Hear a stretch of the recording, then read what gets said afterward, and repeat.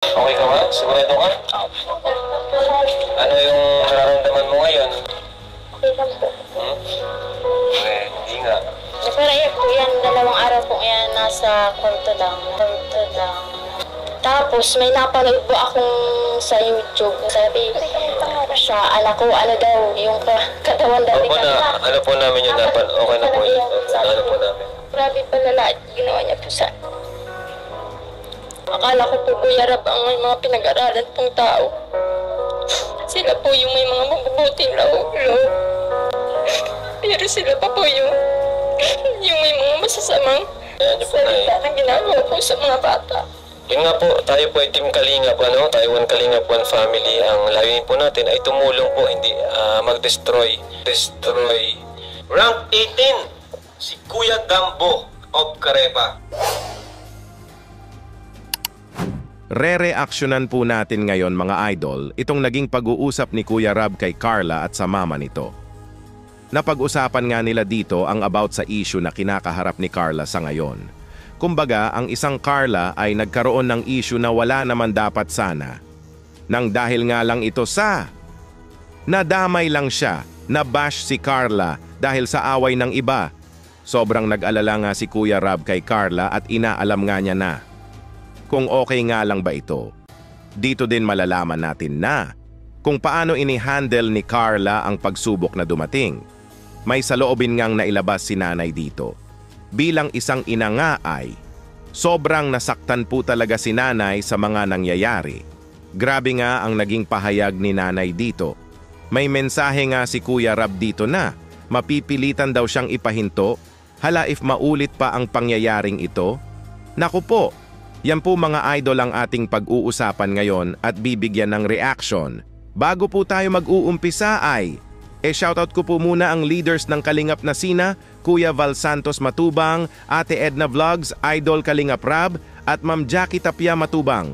Pati na rin po sa lahat ng charity vloggers, Kalingap Reactors, especially na po ang Carepa, suportahan po natin sila palagi. Uumpisahan po nating bibigyan ng reaction mga idol itong video clip na kinamusta nga ni Kuya Rab si Carla. Nalaman pala ni Kuya Rab na umiiyak daw ang isang Carla at na-stress ito sa issue na kinakaharap nito. Ito nga ang naging sagot ni Carla dyan. Ito po. Ikaw, kumusta ka naman? Mukhang nung nakaraan is parang na-stress ka ata. Sabi daw, umiyak ka daw.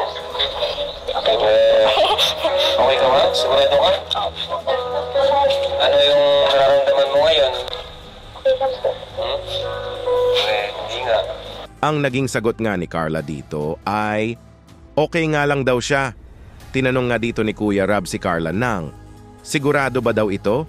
Ano ba daw ang nararamdaman nito? Pero okay nga pa rin ang naging sagot ni Carla. Siguro di talaga masabi ni Carla kay Kuya Rab ang sakit na dinaranas nito. Kumbaga hinaharap siguro ito ni Carla na mag-isa muna sa ngayon. Sobrang nag-alala nga si Kuya Rab kay Carla. Kaya tinanong na nga ni Kuya Rab ang mama mismo ni Carla para malaman talaga kung okay lang ba talaga ang isang Carla sa ngayon. Ito nga ang naging pahayag ni nanay. Sure ka po ba, Nay, na okay lang po ba itong si Carla? Kasi nabalitaan ako, Nay, na umiyak daw po siya nung nakaraan. Pero yan po yan, 2 araw po yan, nasa kwarto lang. Kwarto lang. Nag-alala na po ako, sabi ko, ano daw ang nangyayari sa anak ko, ba't palagi siya nasa kwarto niya po.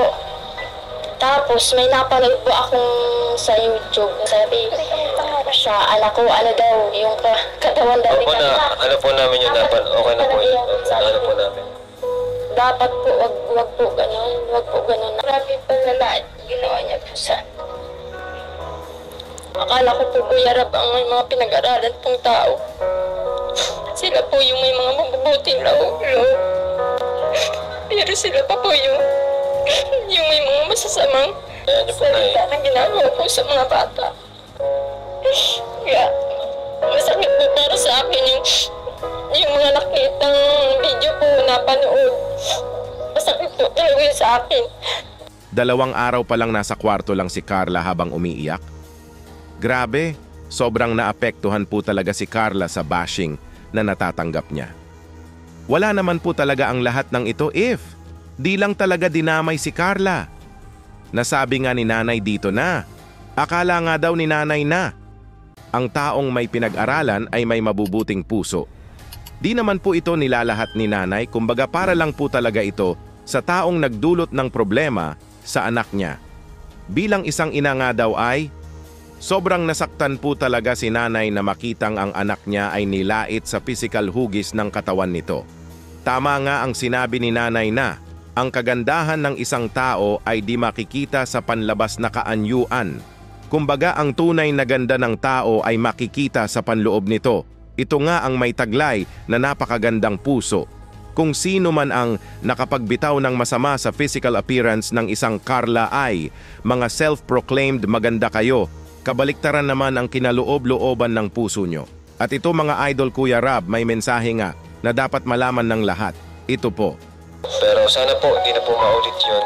No? Iwasan po natin yung mga ganong klaseng content, yung nag-create po tayo ng negativity sa ating viewers, or nagpo-promote po tayo ng bashing sa ating beneficiaries. Huwag natin i-bash po ang mga beneficiaries natin. Ako na pong bahalang magsabi sa kanila kung may pagkakamali man po sila. Kung may nakita po kayong mali, ako po yung kontakin nyo, ako yung magsasabi sa kanila. Yun nga po, tayo po ay Team Kalingap, tayo One Kalingap, One Family. Ang layunin po natin ay tumulong po, hindi mag-destroy. Ang layunin natin ay to fix something, not to destroy, So, yun nga po, pag naulit pa po yun, baka po mapilitan po tayo, ay talaga po mapipilitan tayo na matitigil po yung paggawa ng reaction video. Matitigil po yung paggawa ng reaction video. Hindi lang kay Carla, pati po sa Kalingap Angels, Nasabi nga dito ni Kuya Rab na, sana nga daw ay di na ito maulit pa. Iwasan na nga daw ang ganitong klase ng content, ang pag-create ng negativity sa viewers at pag-promote ng bashing sa mga beneficiaries ng Kalingap. Kung may makikita man daw na mali ay, si Kuya Rab na daw mismo ang kontakin para siya na mismo ang magpapaalala sa mga beneficiaries niya. May kasabihan nga na, One Kalingap, One Family, kaya magsuportahan na lang po lahat. Layunin nga ng Kalingap ang tumulong, hindi mag-destroy, kaya wag po natin sirain ang pagkatao ng isang Carla at maging ang lahat ng beneficiaries ng Kalingap. May warning na nga na sinabi si Kuya Rab dito na, kung maulit pa nga daw ito ay, mapipilitan nga daw si Kuya Rab na ipatigil ang paggawa ng reaction video sa lahat ng Kalingap Angels. Naku po, sana di na talaga ito maulit pa. Laking kawalan po talaga ito sa mga reactors katulad ko na umaasa lang din po sa paggawa ng reaction video. Kaya sana ay, iwasan po sana nating masangkot ang mga beneficiaries sa anumang away na kinakaharap. Kumbaga away nyo yan, inyo na lang yan, walang damayan. At ito mga idol, last video clip, re-reactionan pa natin ito. Tinanong na nga muli ni Kuya Rab si Carla kung kamusta na ba talaga ito. Base nga sa kanyang narinig kay nanay ay, parang sobrang apektado nga ang isang Carla sa kinakaharap na issue. Nagsalita na nga si Carla sa kanyang dinaraanang pagsubok, ito po. So, kung Carla, baka may gusto kong sabihin, okay ka na ba ngayon? O ano yung nararamdaman mo, Carla? Okay. Galit ka ba? May galit ka ba? O are you willing to forgive? Pinagdarasal ko na lang po, Kuya Rab, yung mga pain na nararanasan ko ngayon. Okay, so Iniiyak ko na lang po. Iniiyak ko na lang po. alam mo, okay din naman yung ginagawa mo. I-release mo yung negative emotion sa pag-iyak, Pero kung kailangan mo kami, kailangan mo, dyan naman ang sila Dara, yung Kalingap Angels, na pwede mo pag-share ng problema, pati kami mga kuya mo. Kaya, laban lang. Hindi ka naman dyan hindi ka naman mag-isa dyan sa problema mo. Kumbaga, dito naman kami sa likod mo lang.